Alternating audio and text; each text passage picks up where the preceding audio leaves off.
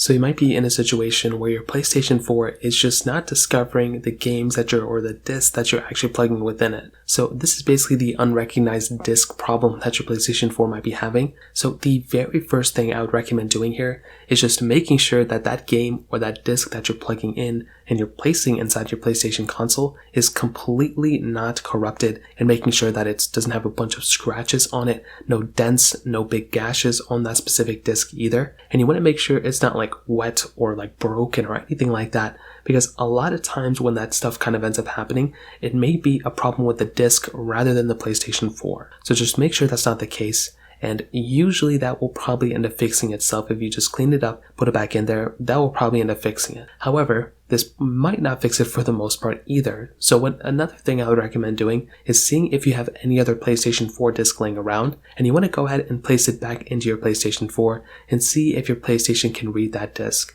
Because this is going to tell you if it's a problem with that disc or if it's a problem with your PlayStation 4. If you're able to place that disc inside your PlayStation 4 and, let's say that disc is read but the other one isn't reading, well, it might be just a problem with that disc, so you may need to repair it, return it, whatever the case is. But if that disc is also not read and you maybe try a few other ones, the next thing I'd recommend doing is just restarting your PlayStation 4. So just completely just restart the PlayStation 4, unplug everything from that console, boot it back up, and just see if that ends up fixing it too. That might end up fixing it. That's probably all you're going to have to end up doing. Now, if that doesn't end up doing it either, you may just want to see if you can actually update your PlayStation 4 console. Sometimes there can be some weird stuff going on with your console, so just go ahead and update it, and that might end up fixing it as well. If that still doesn't fix it, the next thing I'd recommend doing is just going through and just seeing if you can actually take a look inside of that disc tray of your PlayStation 4 and seeing if there's any dust or stuff stuck in there, and just go ahead and try your best at cleaning that out too. If that still doesn't work, you may just want to contact Sony and have them take a look at your console. So that pretty much covers it up. If you have any other thoughts or questions, please let me know in the comment section below. Hit the like button, that'll mean so much, but definitely hit that subscribe button. More importantly than everything else, I love every single one of you guys. Hopefully I'll catch you guys in the next video. Peace out till then.